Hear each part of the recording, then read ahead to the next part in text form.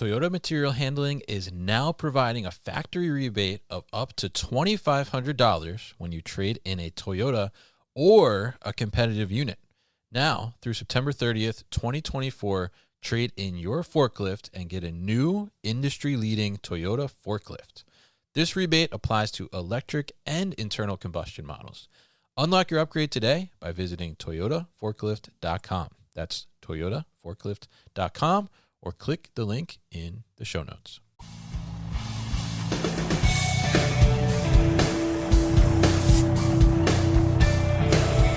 The New Warehouse Podcast, hosted by Kevin Lawton, is your source for insights and ideas from the distribution, transportation, and logistics industry. A new episode every Monday morning brings you the latest from industry experts and thought leaders. And now, here's Kevin.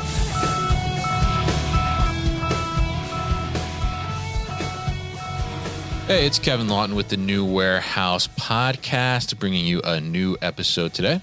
And on today's episode, I am joined by Rich Bulger. He is the author of Going Circular. I got it right here. The Evolution of Reverse Logistics into a Competitive Weapon. And he's also the recipient of a recent master's degree in reverse logistics, which I will tell you the first time I connected with him, met with him, I didn't even know that was a thing that was possible. So we're going to definitely dive into that a little bit. We're going to talk about the book, and we're going to talk about reverse logistics overall and really how to use it as a competitive weapon, as his book says. And we're going to talk about his background too, and how he's gotten to this devotion of reverse logistics and passion for reverse logistics. So Rich, welcome to the show. How are you?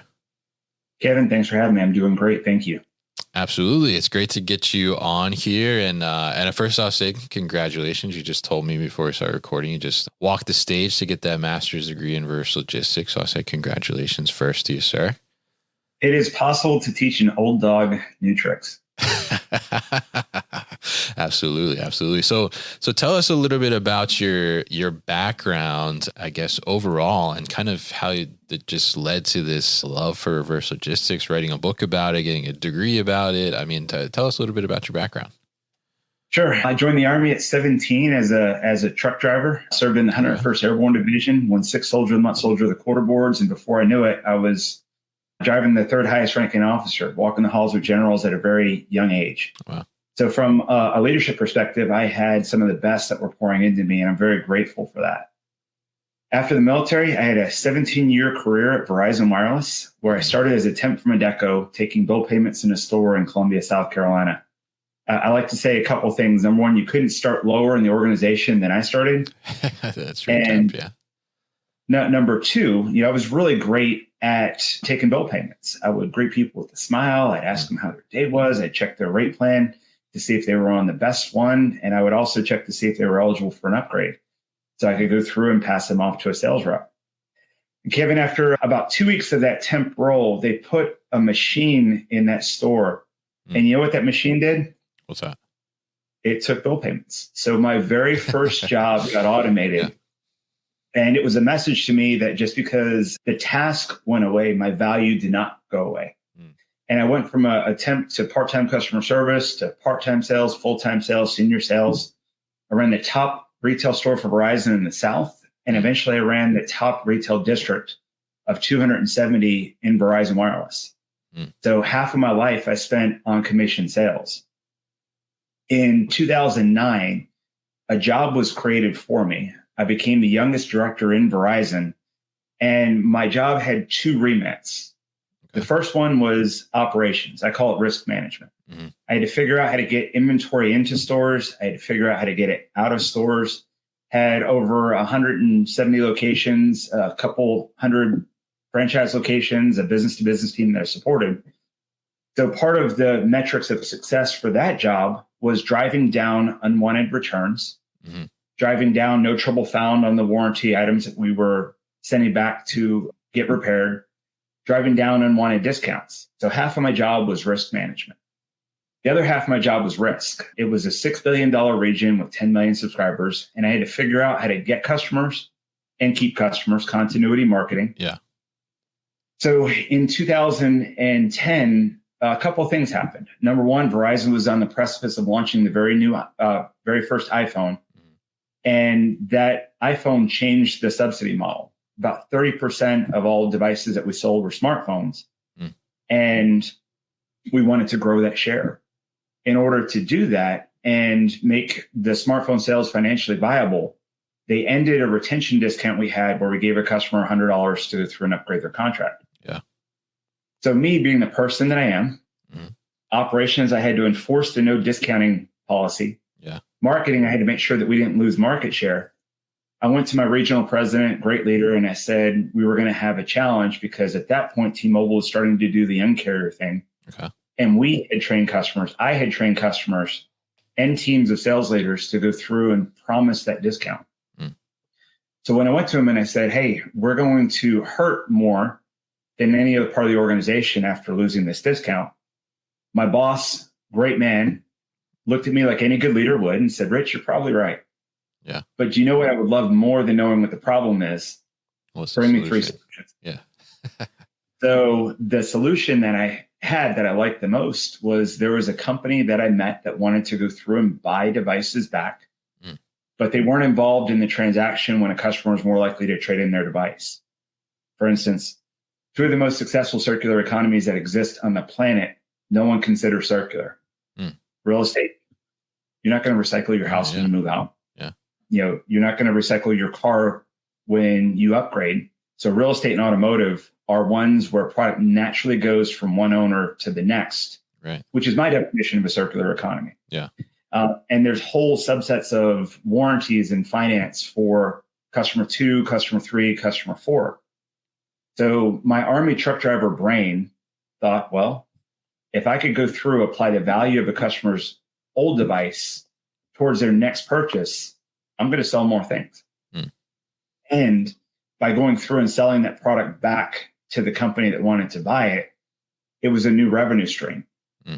So I had to figure out how to go through and apply that value to the next purchase.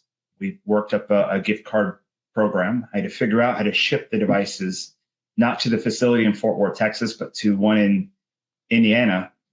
We devised a simple way to go through and put the recycled device in a green bag and put them in a 10-slot box to mail them off to separate them from other returns that needed to go someplace else. And I kind of fell into reverse logistics the same way that most of my peers fell into it, just by trying to solve a problem. And my vantage point was I got into it from sales. There was 15 different district managers that we had in our region, and only 2 of them wanted to try the program. The rest thought it's not worth my time. I'd rather focus on selling accessories and doing things. And my finance team thought I was crazy trying to buy phones back from a cell phone company. Yeah. The guy behind me, his picture is my old finance associate director. I called him Mr. No for a while, and then I started calling him Dr. No after he told me no so much. But he's like, Rich, we're a cell phone company, spelled S-E-L-L, not a buy phone company. Yeah. So when I knew we were onto something, a region review, the 2 districts that had the program were number 1 and number 2 in year-over-year growth and all of the attachments that we had. And the other 13 district managers complained about not having the program as a reason why their sales results weren't as good. Yeah. So boss, being a good boss, said, hey, put them in all the stores. And very shortly after, we're one of 21 regions. Our region was number 1 in sales growth and number 1 in all attachments. And we had brought to the senior executive team, the C-suite, a program that drove incremental sales revenue. Made sense to me. We were able to sell more things with more money in customers' pockets. A new revenue stream. The revenue generated from the sale of used devices was more than all of the accessories that we sold on average. Customers won because they got a benefit. The environment won because we kept things out of landfills and promoted recirculation. And our organic return rates also dropped, which makes sense because if you trade in your old thing, it's much harder to return it and go back to it if you don't have it anymore. That's true. So after the region review, the CEO said, we'll put them in all of our stores. So my claim to fame is I started Verizon's very first retail trade-in program.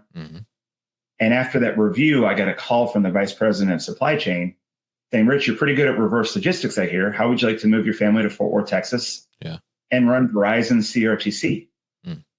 I said what every one of my friends that I talk to says when I tell them what I do for a living. Sounds really great, but what is reverse logistics and what is a CRTC? Yeah. Centralized returns and testing center. So I got to run an operation that pushed 15 million products through a warehouse. Wow. I could spend 300 million running operations, movement throughout the facility, and repair, taking product and fixing it to reuse it in our warranty loops or eventually for certified pre-owned sales. And after 2 years of that, the trading program that no one wanted to do had just broke $1 billion in revenue. Wow.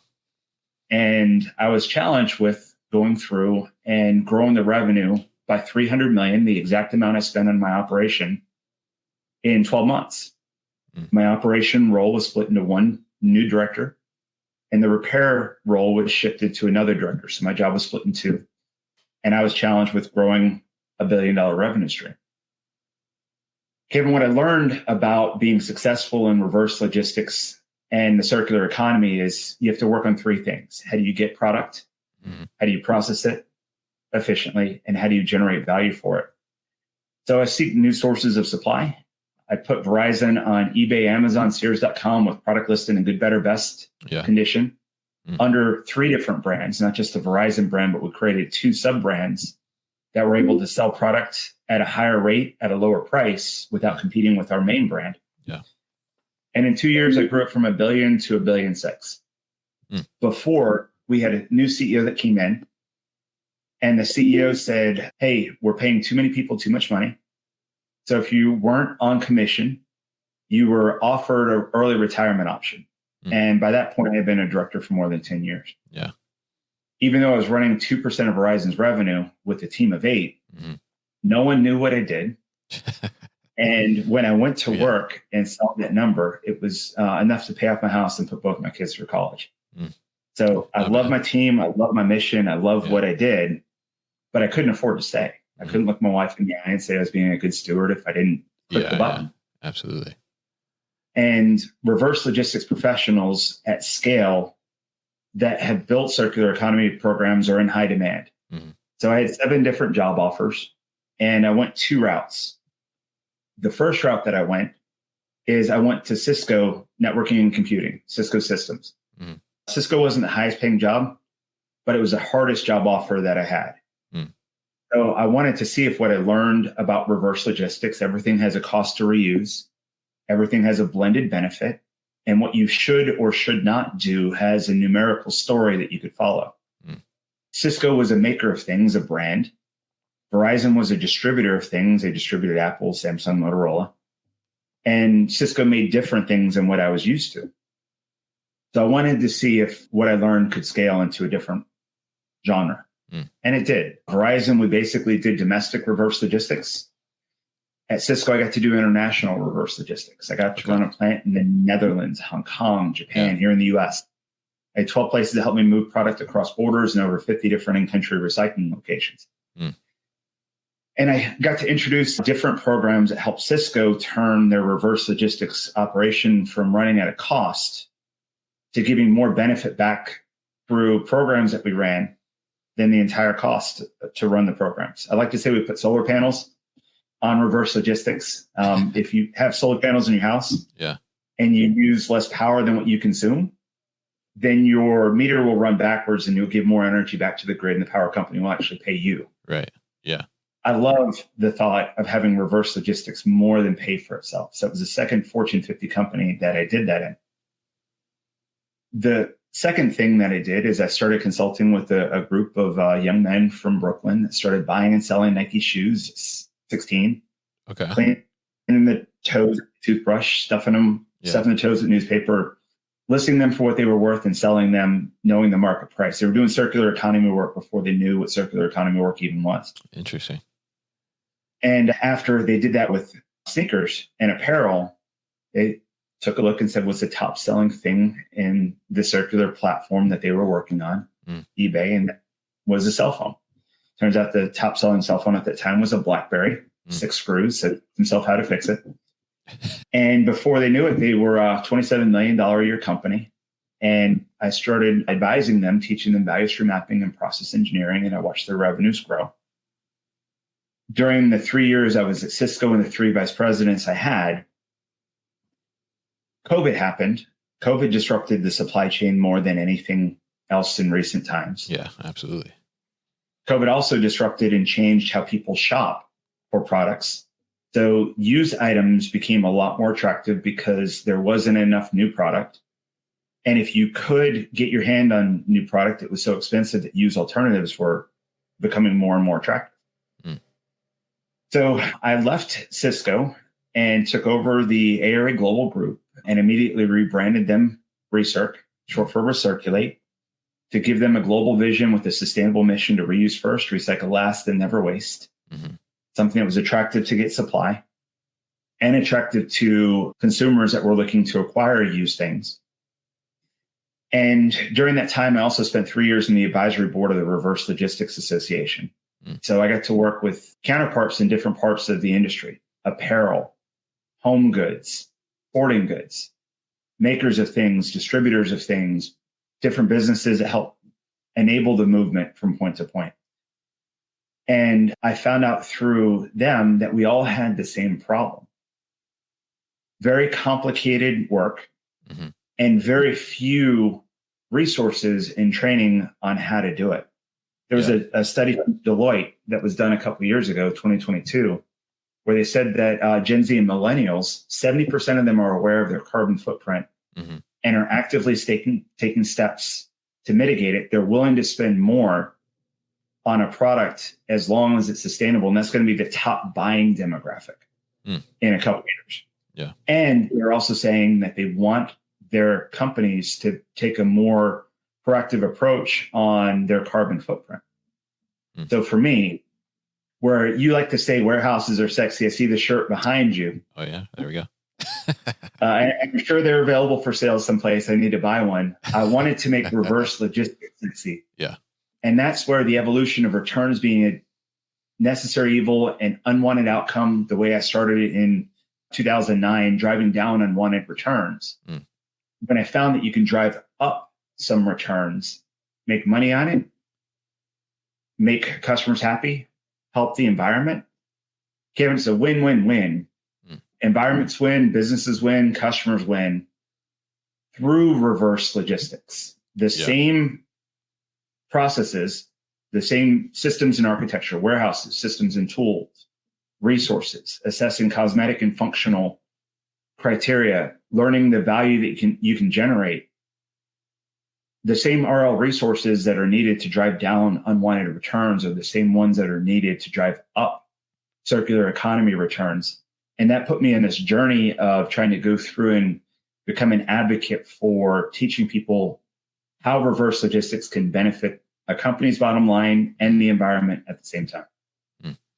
Yeah, absolutely. And I think it's such a great kind of journey of just learning and discovery that you've been on in this, somewhat, as you mentioned, several people are kind of like, what is that, right? This almost invisible realm, we could say, in a sense, that people don't necessarily think about, because a lot of times I think people, they return something or they get rid of something and they don't necessarily think about like what happens after that, right? I mean, it's out of my life, so I guess it's done, right? But there's so many things that could happen, and obviously, very very interesting to hear about the Verizon kind of trade-in program and things like that, where that's just common practice now, right? I mean, we upgrade the phone, we're like waiting to see like, oh, am I eligible for upgrade? Or we buy it back, whatever the case may be. I mean, or we can get those used ones. We have the protection plan. I mean, I just got a refurbished one like a couple months ago because my battery blew up inside, like swelled. But yeah, I mean, I think it's incredible to see that and then hear about too the positive result on that side. Like, I mean, as you said, that program was generating $1.6 billion at the time that you were done there. I mean, I think that's incredible to see because I think there's a lot of talk around, returns and, having to deal with returns is expensive and all these things. So I'm curious in that regard. I mean, for a company that's maybe, they're taking returns, they're having some trouble trying to figure out a good process for this reverse logistics side of their business. I mean, how would you advise them to kind of approach it in a way so that they can pivot and turn that into a beneficial thing for them? We'll be back after a quick break. I hope you're enjoying this episode. Do you want more warehouse content delivered to your inbox?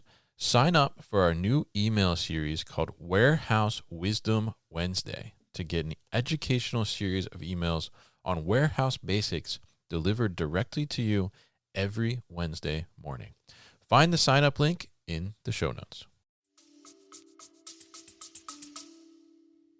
Great question. The first thing I would do is recommend understanding the size of the problem, because the size of the problem creates the urgency. People say returns are bad. I was just reading an article from Scott Case, Vice President of Sustainability from the National Retail Federation. In 2023, the retail portion of the U.S. economy generated $5.13 trillion.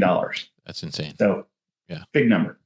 The amount of returns impacted that number by over $740 billion, over 14%. Think about it. For every 1 billion you make in sales, you're giving back over 140 million back to the customer. Yeah. That percentage is up from 8% just a couple of years ago, which makes sense. Online returns have about a 17% return rate versus in-store returns having about a 10% return rate. So as the industry has shifted to omni-channel and online through COVID, the sales channel has evolved faster than the return programs to support it. An example, Kevin, if you go in and you want to buy the shirt that you're wearing into a retail store, you'll go through, you'll buy three, or you'll try on three, and you'll pick the one that you want, the size, the fit, the color. You'll put the other two back on the shelf, and the next customer will buy it. But as one transaction leaves the store, sales complete, it walks out, two things that have been superficially handled are still on the shelf waiting to be sold. Right. In an online world, you may go through and buy 3 shirts. So 3 are shipped to you. You try them on, superficially handling them, and you send the other 2 back.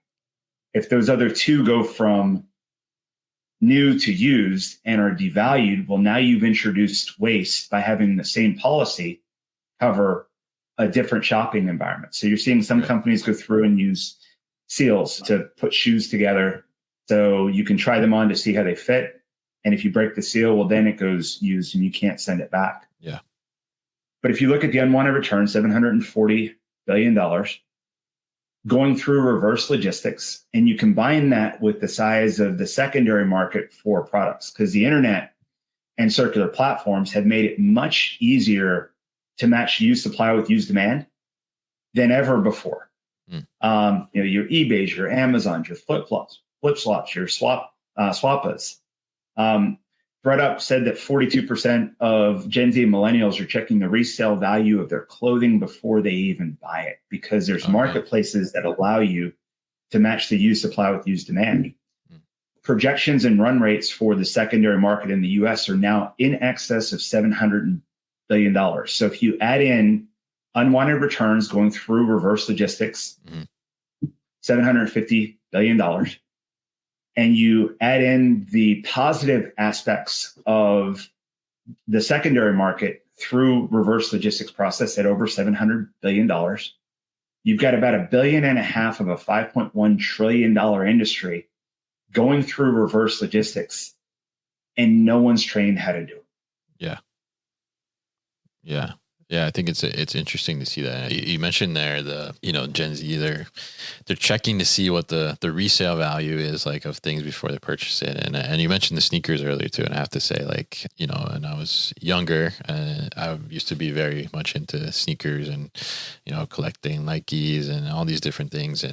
But I saw like the shift where there became like this huge like resale market for everything. And for me, like I kind of lost interest at that point because it was like people were just trying to like get something. Like I think this is a lot of Gen Z too, right? Like they're trying to like, get the outfit or something, like, show it on TikTok, Instagram, whatever, and then like, oh, like then now I'll sell it and like get a new outfit, right? To like get my likes or whatever. But I mean, I think it's interesting to see that. So I mean, with that, you mentioned that there at the end that people aren't equipped or trained to be able to handle this influx and do this. So, I mean, what would be your advice there? I mean, how do you, if I'm a 3PL, for example, right, and I have these brands that are all these returns are coming back. I deal with apparel or shoes, whatever the case may be. And, we're seeing the bracketing returns there. Like you mentioned, buying multiple sizes and then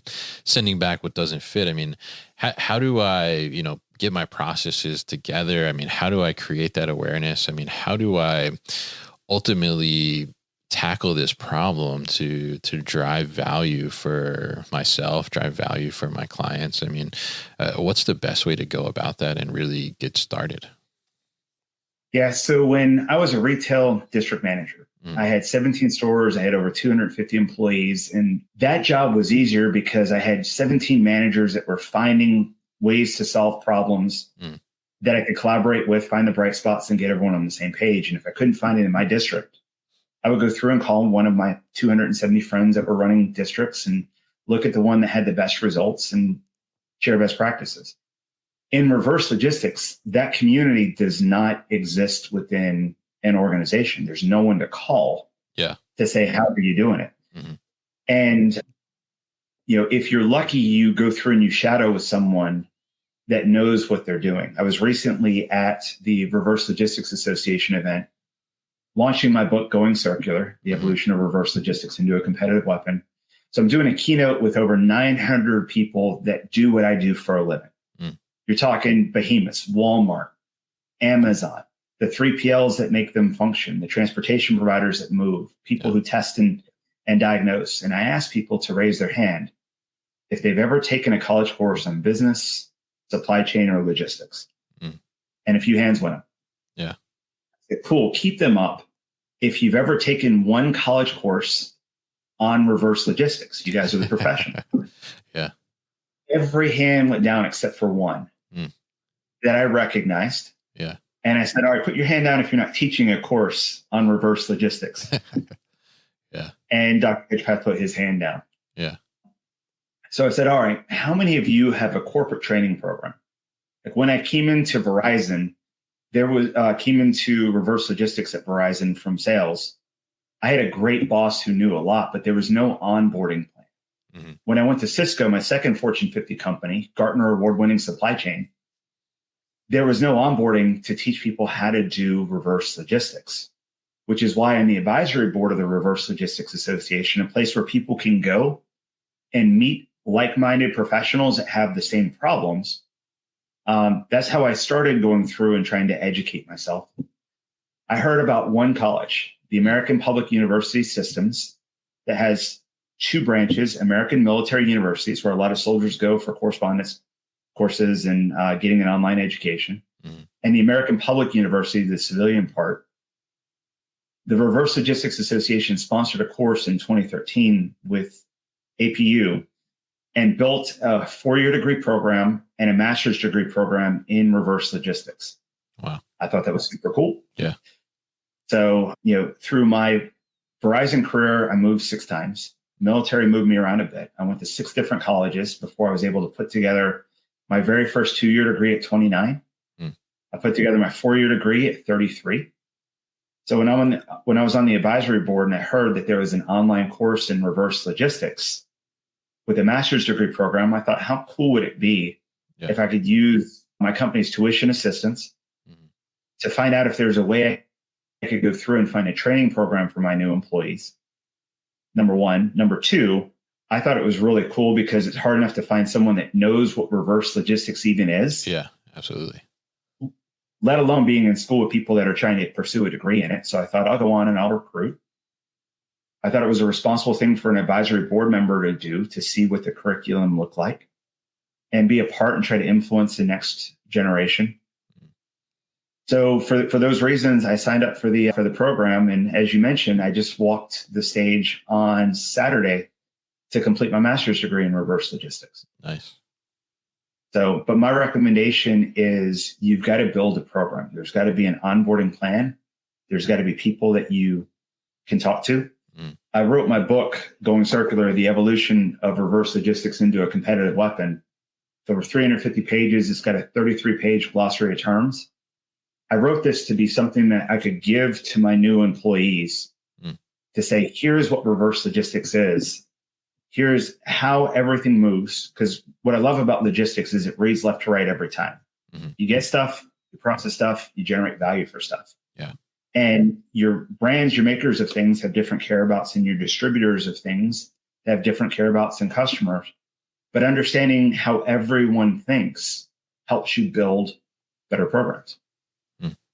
Yeah, absolutely. And I think that's such a great thing. And I think it's incredible to see just your curiosity and your knowledge path on how you've gone about learning these different things and pursuing it and creating that passion overall. And I think it's fantastic that you've written the book, a huge amount of value in there. And, with the mindset that like, okay, like this is something that my employees can do. And I think that's such a great point there, not only for reverse logistics, but just like any process or any part of your business in general. Like, I mean, if you're not having a robust way to train people and get them an understanding of like, hey, this is what we're doing here, and have somebody that they can, ask or bounce ideas off of that is, well versed in that arena. I mean, I think you're doing your company a disservice in a sense, right? And so you want to be able to create those programs and be able to do that. So I'm curious, as we start to create greater awareness, right, which you're making a big effort and push towards, and education around reverse logistics in general, as we start to look at the future. And I don't think that, returns are certainly not declining, right? I mean, the more e-commerce, online shopping, returns just, exponentially continues to grow. So as we look to the future and as we get more people that are involved in returns, reverse logistics, educated on the subject, I mean, what do you think the future of reverse logistics really looks like? One of the things that I found when I was running reverse logistics at Verizon and at Cisco was once people understood what I did for a living, it was very easy to recruit people to come through, because what I found has changed.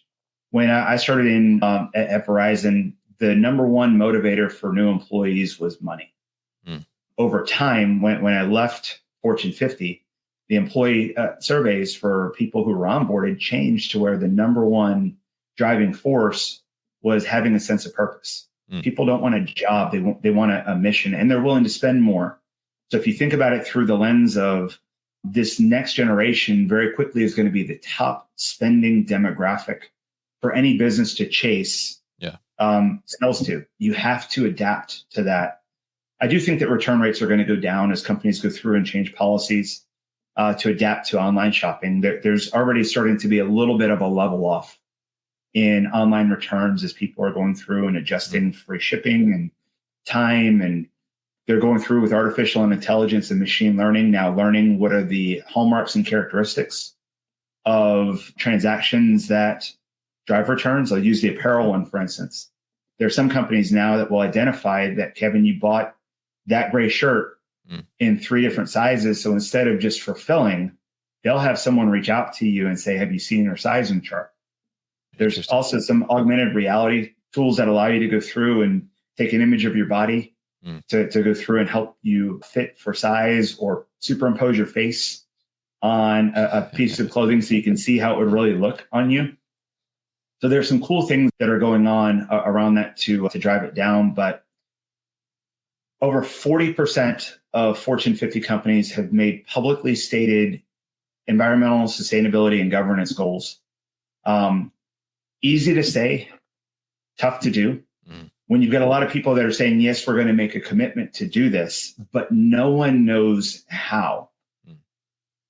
My viewpoint of how it's going to change is, and it's my new buzzword, this is how I'm making reverse logistics sexy. There you go. My new buzzword is, I do believe that companies will invest in training on circular logistics. There's over 100 definitions of the word circular economy. Yeah. Easy to say what it is, very hard to do it. My measurement of the success of a circular economy is the amount of times a product can go from forward when you make it for the first time, through reverse to assess cosmetic and functional condition and match it with the next customer, which is a forward logistics operation. Logistics is movement from point to point.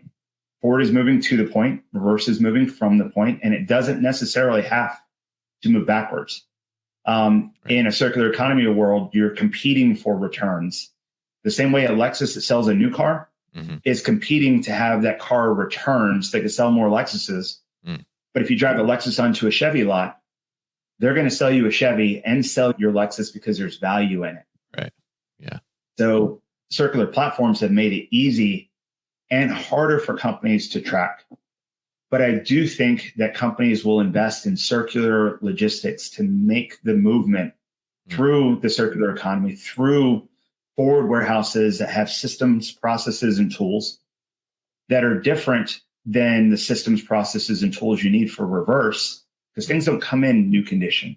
Yeah. You don't need to assess functional and cosmetic. You don't need to clear information off like you do in reverse. Yeah. Much more complicated, I found, getting things out of stores and putting them into stores and doing it right.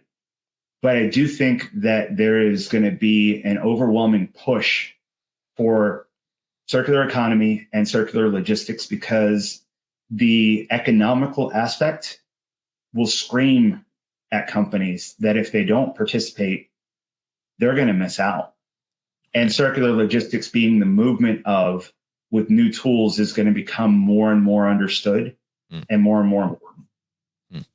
Interesting. Yeah. I think it's very interesting perspective there and insight. I mean, I think it'd be interesting to see how that continues to grow because you do see like these different things where people are trying to do different things. I know like I've seen a couple furniture places where they're like, oh, see the item in your space, right? And it's like that augmented reality, like you talked about, or I think there was one, I forget this, I was looking at some glasses and you could like on the webcam, like you could see the glasses on your face, right? Instead of like, trying to reduce like the amount of stuff that's being shipped out, as you mentioned there, and recognizing that. And I think it's very interesting to see how companies are trying to, reduce that and then also capture things where there is value, like you said, based on the more data that's out there and the more things they're understanding, they're getting smarter about these programs and these processes. So it's very interesting stuff to talk to you here, Rich, about and learn more about this reverse logistics side and about your circular reverse logistics journey, I guess we could say, throughout the years and how you've been involved in these different programs and now the book as well. So I really appreciate you coming on and talking to us about these topics. Now, if people are interested in getting in touch with you or they want to learn more about how to get the book or where can they get the book, what's the best way to do that? My love language is LinkedIn. If you want to reach out to me, Rich Bulger on LinkedIn, I'm very easy to find and I'm very responsive. What I hope is the next generation is going to take this book and make it better. The first one and the one that they used in my college program was written in 1999. It was called Going Backwards, when the whole concept was to drive down unwanted returns. So it took 25 years for an updated book to get created because it's hard to write it down. The book is available on Amazon. If you want to purchase it there, I've got a link into my Shopify on my LinkedIn page if you want to go through and purchase it through Shopify. So I'm very easy to find. All right, great. And we'll definitely put your LinkedIn and all those links on how to find the book as well at thenewwarehouse.com. Very insightful, valuable book. And as you said, the newest update in 25 years has got to be good stuff. So definitely check it out and check out all those links at thenewwarehouse.com so you can easily find them. So Rich, thank you once again for your time on the show today. You've been listening to the New Warehouse Podcast with Kevin Lawton. Subscribe and check us out online at thenewwarehouse.com.